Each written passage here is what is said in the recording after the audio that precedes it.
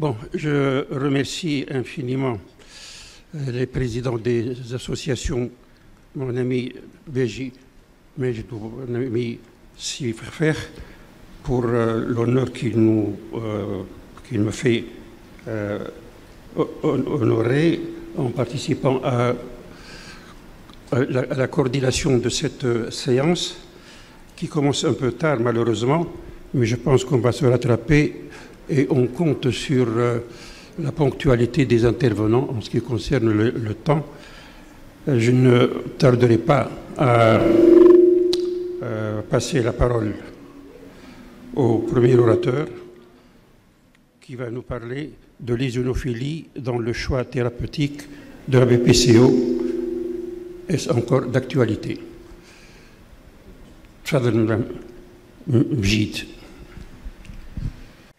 Donc aujourd'hui, on m'avait confié la tâche de vous parler de la place de l'éosinophilie dans le choix thérapeutique de la BPCO. On pourrait croire que les choses sont claires et nettes actuellement, puisqu'il y a des recommandations qui parlent de ça. Et je vais essayer de vous démontrer tout au long de cette présentation que les choses ne sont pas aussi claires et aussi nettes qu'on puisse l'imaginer. Alors nous, médecins, si on nous posait la question par rapport à la différence entre santé et maladie, alors on répondrait de façon très intuitive, très rapide. On connaît très bien la différence entre la santé et l'état pathologique.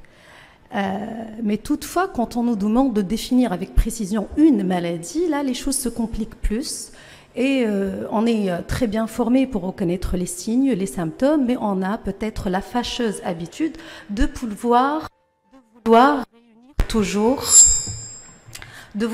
réunir ces signes en une seule et unique maladie. Et les choses, ce n'est pas possible pour toutes les maladies, notamment pour la BPCO, qui est une maladie très hétérogène. Et la BPCO n'est pas une maladie, la BPCO est un syndrome. Et vous voyez là, à travers la définition de la BPCO dans le GOLD, comment la définition est loin d'être précise. Alors comment on définit la BPCO? C'est une maladie fréquente qui peut être prévenue et guérie. Elle est caractérisée par des symptômes persistants et une gêne à l'écoulement de l'air qui sont secondaires à des anomalies des voies aériennes et ou des alvéoles, secondairement l'inhalation de gaz et de particules nocives. Et il y avait une notion qui est apparue ces dernières années dans la définition adoptée par le GOLD, c'est le fait que, au fait, la BPCO, c'est un mélange de pathologies. C'est des pathologies bronchiolaires et parenchymateuses, et la part relative des deux maladies est très variable d'un malade à un autre. Donc, vous l'avez très bien compris, la BPCO n'est pas une maladie, la BPCO est un syndrome hétérogène, et cette hétérogénéité, on s'en est rendu compte très rapidement, après le CIBA Symposium en 1959, où on avait défini le déficit ventilatoire obstructif. On s'est rendu compte très vite après, dès les années 60, que la maladie était très très hétérogène, une hétérogénéité sur le plan anatomopathologique, parce que quand on biopsie des patients BPCO, dans certains cas, on trouvait une atteinte bronchiolaire, dans d'autres, on trouvait de l'emphysème. Une hétérogénéité clinique aussi, avec les premiers phénotypes classiques qui ont été identifiés, les blue blotters, les pink puffers. Et plus tard, notamment grâce à l'étude Eclipse, on avait démontré que les BPCO avaient une hétérogénéité clinique certaine, puisque pour un même niveau d'obstruction bronchique, les symptômes variaient énormément, la qualité de vie également, et la tolérance à l'exercice. Autre part d'hétérogénéité, c'est au niveau des mécanismes physiopathologiques même de la maladie. Alors, la BPCO est certes une maladie inflammatoire, ça c'est indéniable. Alors, les patients qui fument, les gens qui fument et qui n'ont pas de BPCO ont certes une inflammation, mais cette inflammation est beaucoup plus importante chez les tabagiques qui développent une BPCO, et elle va être d'autant plus importante que la BPCO va devenir sévère et quand il va y avoir des exacerbations. Alors cette inflammation va être médiée par deux cellules maîtresses, essentiellement le macrophage, qui va lui orchestrer les mécanismes, les phénomènes inflammatoires impliqués dans la genèse de la maladie. Deuxième cellule impliquée, c'est les polynucléaires neutrophiles, qui vont être activés par le tabagisme, les infections virales et bactériennes, qui vont être à l'origine de synthèse de cytokines pro-inflammatoires. Ils vont être à l'origine également de synthèse d'élastase, d'un stress oxydatif ainsi que d'une corticorésistance. Donc ça, c'est les principaux mécanismes physiopathologiques, très sommairement bien sûr. Sauf que ces dernières années, on avait découvert que les patients sur le plan physiopathologique étaient différents aussi, étaient très très hétérogènes, puisqu'on avait découvert que chez certains BPCO, la voie qui est activée, c'est la voie des éosinophiles et non pas celle des polynucléaires neutrophiles. Et là, la cellule effectrice, ça va être essentiellement les éosinophiles.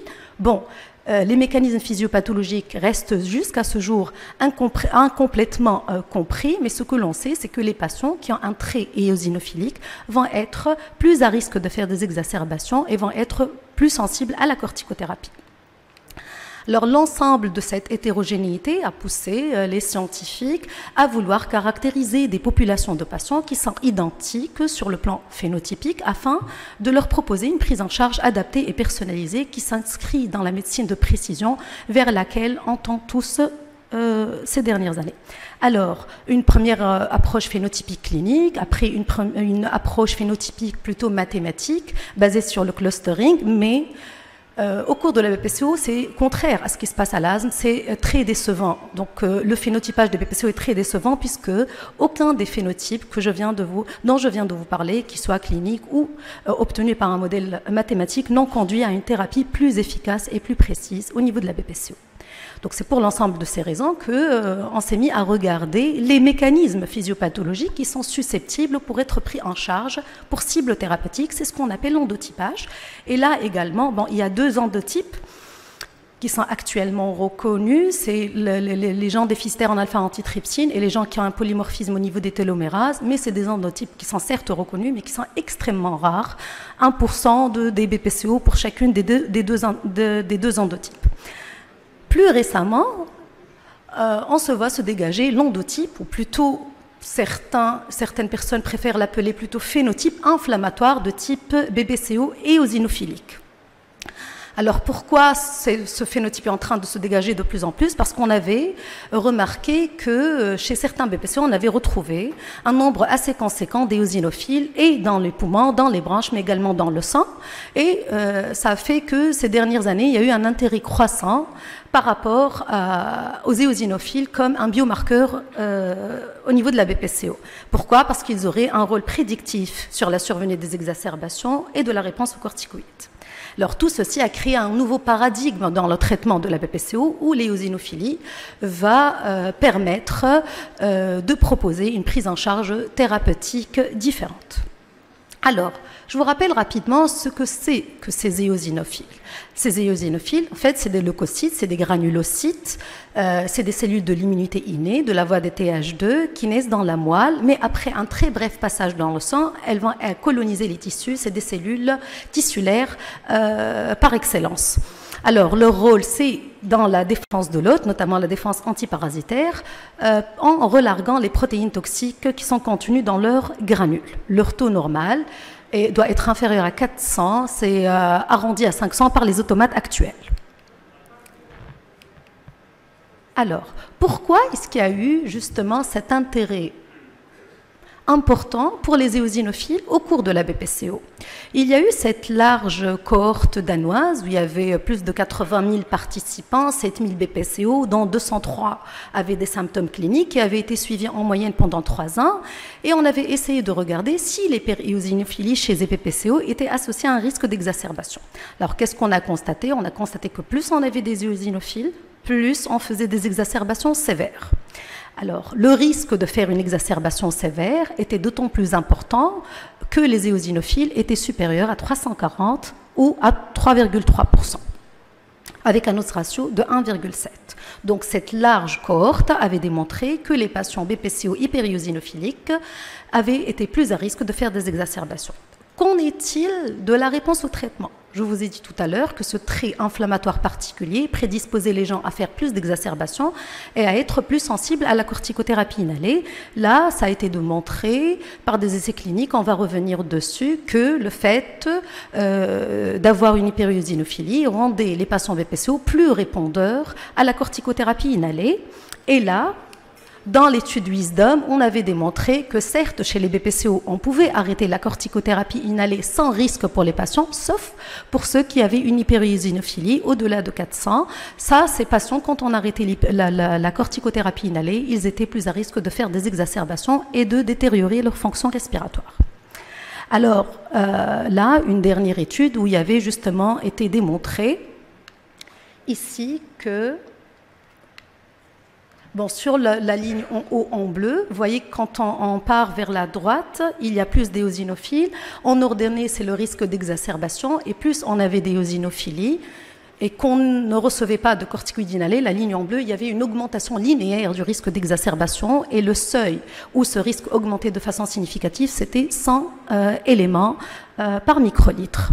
Et plus il y avait d'éosinophiles, plus on avait de chances de réduire le nombre d'exacerbations.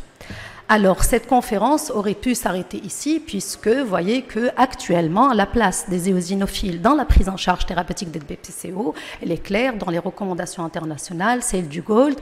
L'hyperéosinophilie va intervenir dans la décision de maintenir une corticothérapie ou non et de l'initier ou non en fonction de la valeur des éosinophiles. Ça, c'était dans le GOLD 2019. C'est là où les éosinophiles sont apparus dans la décision thérapeutique chez les BPCO. C'est maintenu en 2022 et même dans les recommandations françaises, celle de 2021. Alors, le seuil de 300 par microlitre a été justement choisi pour décider de poursuivre ou d'entamer une corticothérapie inhalée chez les patients BPCO exacerbateurs fréquents. Donc, j'aurais pu m'arrêter là. Voilà, la réponse était oui. Les BPCO sont toujours d'actualité pour le choix thérapeutique. Les éosinophiles sont toujours d'actualité dans le choix thérapeutique des BPCO. Sauf que ça aurait été trop beau pour être vrai, puisque ceci semble très intéressant, mais il y a certains soucis avec ces éosinophiles. Un, dans l'ensemble des études que je vous ai montrées, les patients ayant un asthme dans le passé n'ont pas toujours été exclus. Deuxièmement, les études également dont je vous ai parlé, les études issues d'essais cliniques randomisés, c'était des analyses post-hoc. Ça veut dire que le but essentiel des essais cliniques randomisés n'était pas d'évaluer l'impact des éosinophiles sur le risque d'exacerbation. Et donc, c'est des analyses en sous-groupe, ce n'était pas le critère principal de jugement. Ces études se sont basées sur un dosage unique des éosinophiles, et c'est l'un des principaux biais, si j'ose dire, de ces études. On va voir tout à l'heure pourquoi. C'est des études qui avaient pris essentiellement des exacerbateurs fréquents et non pas tous les BPCO, tout venant, et finalement c'était des essais cliniques randomisés. Et vous savez très bien que c'est des patients super sélectionnés, ils ne représenteraient que 7% des vrais BPCO qu'on a nous dans notre pratique de tous les jours. Alors, qu'est-ce qu'il en est dans la vraie vie? Est-ce que les données dont je viens de vous parler dans les essais cliniques sont vérifiables en vraie vie? Donc ça, c'était une étude, 500 participants, près de 300 BPCO, ils n'avaient pas d'asthme, ceux-ci, on est sûr, hein, ça a été, les patients qui avaient des antécédents d'asthme ont été exclus, suivis pendant 5 ans. On s'est rendu compte de quoi? Que finalement, le taux d'éosinophiles était comparable et chez les BPCO et chez la population normale, à peu près 150 par microlitre, et uniquement 3% des BPCO avaient une hyperéosinophilie au-delà de 500. Deuxième chose, alors nous, quand je vous ai parlé du trait inflammatoire de la BPCO, les études initiales se sont basées essentiellement sur les éosinophiles bronchiques et tissulaires. C'est eux qui sont réellement corrélés à ce trait inflammatoire éosinophilique. Et donc, nous, quand on utilise les éosinophiles sanguins, c'est parce qu'on pense qu'ils sont bien corrélés à ces éosinophiles tissulaires. On les utilise pourquoi? Parce qu'ils sont bien sûr plus faciles d'accès. Est-ce que c'est réel? Est-ce que les éosinophiles sanguins sont réellement corrélés au taux des éosinophiles bronchiques et tissulaires? Alors dans cette première étude, une petite étude, 40 participants, 20 BPCO, suivis de façon prospective, on avait situé le seuil de l'hyperéosinophilie sanguine à 2%. On avait remarqué, que chez les BPCO qui avaient une éosinophilie sanguine pas très élevée, les choses étaient comparables qu'on ait une BPCO ou pas. Sauf que chez les patients qui avaient une hyperéosinophilie sanguine, il y avait une bonne corrélation avec l'hyperéosinophilie bronchique. Ça, c'était pour une petite population, 40 participants, je vous rappelle. Quand on a élargi les choses, quand on a inclus plus de patients, en fait, ça ne s'est pas confirmé. En fait, il y avait une très très mauvaise corrélation. Vous voyez ici l'indice de corrélation R, il est à 0,2, il est proche de 0. Il n'y avait aucune corrélation entre les éosinophilies sanguines, bronchiques et tissulaires. Donc le fait qu'on se base sur ça parce qu'ils sont bien corrélés, ce n'est pas vraiment vérifié et les données sont très contradictoires. Donc vous voyez que là, au vu de ces données, on est en droit de nous poser la question, est-ce que l'éosinophilie est un bon biomarqueur au cours de la BPCO? Je vous rappelle rapidement qu'un biomarqueur, c'est un indicateur de processus biologiques, normaux ou pathologiques, ou des réponses pharmacologiques à une intervention thérapeutique. Un biomarqueur, l'une des caractéristiques essentielles, c'est qu'il soit objectivement mesurable, et ça c'est possible avec les éosinophiles sanguins, mais qu'il soit indisponible et surtout stable et reproductible. Et je vais vous démontrer que ce n'est pas le cas pour l'éosinophilie sanguine. Alors, ce paramètre de stabilité est certes très important, sauf que l'éosinophilie sanguine, elle est très variable. Il y a plusieurs facteurs qui vont influencer ce taux d'éosinophile, les horaires de prélèvement, il y a une fluctuation nictémérale, l'alimentation, l'exercice physique et les traitements pris, surtout la corticothérapie par voie orale. Ce qui fait que l'éosinophilie est certes objectivement mesurable, mais elle est éminemment variable. Donc ça, c'est une première étude. Certes, le taux était stable des éosinophiles chez 70% des patients, mais vous voyez, sur la première colonne, chez les patients qui avaient des taux très bas, un patient sur deux avait une éosinophilie très variable. Là également, dans cette étude, il y avait certes une stabilité chez 86% des patients, mais quand on voit les patients qui ont une éosinophilie assez élevée, un patient sur deux avait un taux très variable à 2 ans. Là également, distribution comparable des éosinophiles et chez les BPCO, mais également dans la population générale, mais là uniquement 15% des patients qui avaient une éosinophilie supérieure à 300 par microlitre gardaient cette éosinophilie pendant les 2 ans. C'est les patients chez lesquels va se faire l'indication de la corticothérapie. Uniquement 15% d'entre eux vont garder une hyperéosinophilie stable. Là également, vous voyez, sur la deuxième ligne, c'est les patients qui étaient soit au-dessus de 400, soit en dessous de 400, et un patient sur 3 fluctuait tout le temps entre plus de 400 et moins de 400, et donc l'éosinophilie n'est pas du tout stable dans le temps. Bon, quand on élargissait la cohorte, là, c'est beaucoup de patients, 40 000 patients atteints de BPCO, chez qui on avait exclu l'asthme. Alors, plus d'hyperéosinophilie chez les BPCO comparativement au sujet tabagique non BPCO, là, c'est un peu stable. Hein. À 2 ans, 62% de l'éosinophilie était stable chez les BPCO, mais beaucoup moins stable que chez les contrôles. Les tabagiques non BPCO avaient une éosinophilie beaucoup plus stable. Deuxième chose, beaucoup plus stable pour les taux bas que pour les taux élevés. Pour les taux élevés, les choses devenaient, les éosinophiles étaient beaucoup moins stables. Troisième constat, beaucoup plus stable chez les BPCO jeunes. Plus les gens étaient âgés, plus le taux était instable. Beaucoup plus stable chez les femmes également. Vous voyez tous les facteurs qui vont intervenir dans la stabilité de ce biomarqueur. Donc, 1, ça n'a pas l'air d'être stable. 2, est-ce que c'est réellement corrélé à la présentation clinique de la BPCO et à sa gravité? Là, dans cette étude, il n'y avait aucune corrélation entre le taux d'éosinophile et le degré d'obstruction bronchique basé sur le VMS. Là, dans une cohorte française, pratiquement 500 patients, pas d'asthme, on avait exclu l'asthme complètement. Qu'est-ce qu'on avait trouvé? Aucune corrélation entre l'éosinophilie et les caractéristiques de la maladie. Autre constatation, aucune corrélation avec le risque d'exacerbation sévère. Et là, les Français étaient nets et clairs dans leurs conclusions, puisqu'ils avaient mis noir sur blanc que, quelles que soient les limites retenues, les patients atteints de BPCO qui ont une hyperéosinophilie n'ont aucune caractéristique spécifique sur la fonction pulmonaire exacerbation. Et l'association des éosinophiles plus élevés avec les exacerbations rapportées ultérieurement était secondaire à la spécificité des populations chez lesquelles ça a été étudié et qu'on ne pouvait pas extrapoler ça chez tous les BPCO. Donc, indicateur de pronostic, peut-être oui, pas beaucoup. Est-ce que c'est un facteur de risque de récidive des exacerbations quand on en a fait au moins une? Quand on a fait une exacerbation, est-ce que le fait d'avoir une hyperéosinophilie prédisait la récidive d'une exacerbation? Là également, les résultats étaient négatifs. Et l'éosinophilie n'était pas associée au risque de récidive des exacerbations. Dans cette étude, le seul paramètre qui était associé de façon significative, c'était le VMS. Donc, indicateur pronostic, pas vraiment, sauf quand on élargit les populations. Là, pour une étude de 1540 patients, uniquement 20% avaient une hyperéosinophilie au-delà de 300. Là, c'est vrai qu'à partir d'une éosinophilie fixée à 300 ou à 3%, il y avait un effet significatif qui se dégageait. Là également, une autre étude, 1800 patients, là également, ça commence à se dégager quand on augmente de façon très importante les effectifs inclus dans les études. Autre chose, c'est un truc beaucoup plus troublant, c'est que dans certaines études, on avait trouvé que l'hyperéosinophilie au cours de la BPCO est un facteur de bon pronostic. C'est des études assez costauds. Hein. Les patients qui avaient une hyperéosinophilie avaient une meilleure fonction pulmonaire, une meilleure qualité de vie, moins de symptômes, moins de risque de pneumonie et une meilleure survie. C'est peut-être pourquoi, je vous rappelle tout à l'heure, quand je vous ai parlé de l'éosinophiles, c'est dû aux fonctions biologiques des éosinophiles. C'est des acteurs de première ligne dans l'immunité innée, notamment anti-infectieuse.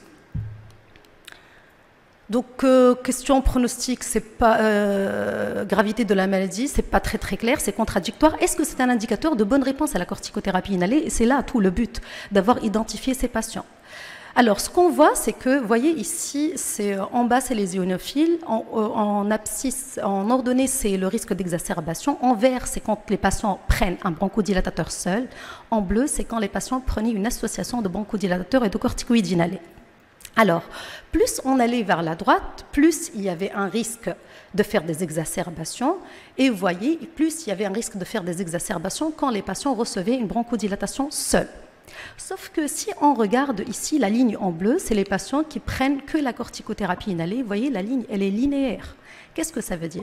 Ça veut dire, quand il y a plus d'hyperéosinophilie, les corticoïdes ne vont pas faire mieux. Ils agissent de façon linéaire, quel que soit le taux d'éosinophiles. Vous voyez, quand il y a une association et corticoïdes inhalés plus bronchodilatateur, la ligne d'action de cette association, elle est linéaire, elle est plane. Ça veut dire que ce n'est pas parce qu'il y a plus d'éosinophiles que les corticoïdes vont faire mieux. Ça a été vérifié dans plusieurs études. C'est toujours, vous voyez, toujours la ligne de l'association, elle est complètement linéaire.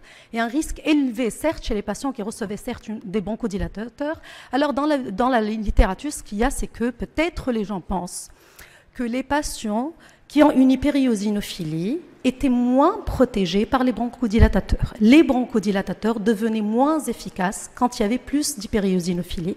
Ça ne veut pas dire que les corticoïdes protègent plus. Parce que vous voyez, quel que soit le niveau d'éosinophiles, le degré de protection de la corticothérapie reste linéaire. Là, dans cette étude, c'est contradictoire, aucun effet. Au contraire, ici, l'hyperéosinophilie était un facteur protecteur contre les exacerbations aiguës. Dans l'étude FLAME, alors dans l'étude FLAME, c'est la fameuse étude qui avait bouleversé la prise en charge de la BPCO en 2017. Alors c'est une étude où on avait exclu de façon systématique tous les asthmatiques. Et on avait exclu les patients qui avaient une éosinophilie au-delà de 600. Et là, il n'y avait pas d'impact de la corticothérapie inhalée sur le risque d'exacerbation chez les patients qui avaient bien sûr une hyperéosinophilie. Je finirai en disant que, comme c'est un trait aéosinophile, on pourrait croire que donc, les thérapies, les biothérapies qui sont destinées contre les éosinophiles pourraient marcher au cours de la BPCO, comme c'est le cas au cours de l'asthme, notamment les anti-IL5 et les antirécepteurs de l'IL5.